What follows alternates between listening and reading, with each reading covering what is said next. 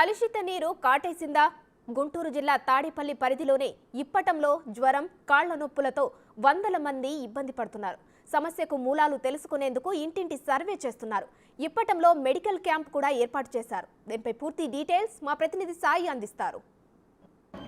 ఇప్పటం గ్రామానికి సంబంధించి గత కొద్ది రోజులుగా కూడా కొంతమంది అస్వస్థతకు గురవుతున్నటువంటి పరిస్థితి ఉంది. అయితే వీళ్ళు వివిధ రకాలైనటువంటి వాళ్ళకి సిమ్టమ్స్ అనేది గుర్తిస్తున్నటువంటి పరిస్థితి ఉంది. కొంతమందికి కాళ్ళ వాపులు రావడం, కొంతమందికి దురద అటువంటి సమస్యలతో ఇబ్బంది పడుతున్నటువంటి పరిస్థితి ఉంది. అయితే ప్రస్తుతం ఇప్పటం గ్రామాల్లో ఈ సంఖ్య 100 మంది వరకు ఈ అస్వస్థతకు గురైనట్టు కూడా గుర్తించినటువంటి నేపథ్యంలో క్యాంపును ఏర్పాటు చేసినట్టు కూడా వైద్యాధికారులు చెప్తున్నారు. ప్రస్తుతం మనతో పాటు వైద్యాధికారులు ఉన్నారు. సార్, ఏంటి అసలు ఏమేమి సిమ్టమ్స్ గుర్తించడం జరిగింది?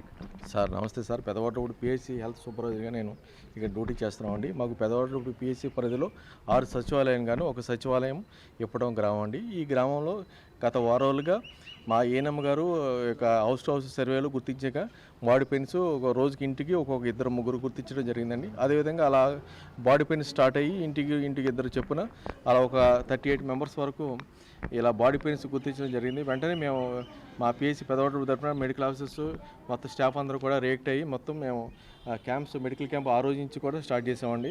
అదేవిధంగా ఫీవర్ స్క్రీనింగ్ కూడా ప్రతి door to door body pains ఎందుకు వస్తున్నాయి, దానికి గల కారణాలు అన్వేషించడం గాను మా యొక్క మొత్తం 6 సచివాలయ సిబ్బంది ఆశస్తో కలిపి మేమందరూ కూడా డోర్ టు డోరు సర్వే చేయడం జరిగిందండి. 450 హౌసెస్ గాను ఇప్పటి వరకు 349 హౌసెస్ మేము సర్వే చేయడం జరిగిందండి. ఆ సర్వే చేయడంలో ఐడెంటిఫై చేసినవి అయితే కనుక 38 బాడీ పెయిన్స్ గుర్తించడం జరిగిందండి.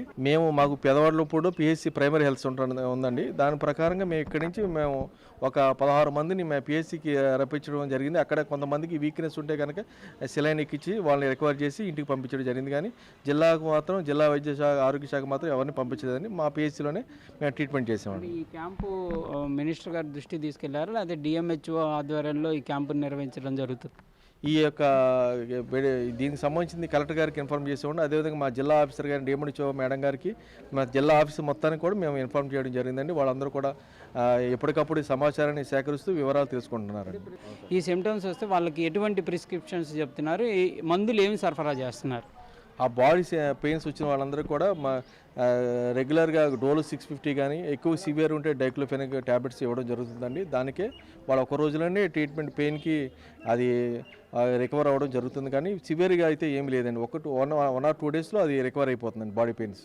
పూర్తి స్థాయిలో కూడా మందులు అందించడం జరిగింది. వాళ్ళు రికవరీ అవుతున్నట్టు కూడా చెప్తున్నారు. ఈరోజు 5 నుంచి 8 మంది వరకు కొంత సిమ్టమ్స్ గుర్తించాము. వాళ్ళకు కూడా మందులు సరఫరాకి సంబంధించినటువంటి ప్రిస్క్రిప్షన్ కూడా చేయడం జరిగింది అనే విధంగా చెప్తున్నారు. దాంతోపాటు ఇక్కడ ఉన్నటువంటి వాటర్కి సంబంధించినటువంటి కంటెంట్ని కూడా తీసుకొని ల్యాబ్కి కూడా పంపించాం. పూర్తి స్థాయిలో దానికి సంబంధించినటువంటి నివేదిక వచ్చిన తర్వాత దానికి సంబంధించినటువంటి వైద్యానికి సంబంధించినటువంటి అన్ని కూడా అందుబాటులో తెస్తామనే విధంగా కూడా ప్రస్తుతం ఇక్కడ మెడికల్ క్యాంపుకు సంబంధించినటువంటి అధికారులు అయితే చెప్తున్నటువంటి పరిస్థితి ఉంది.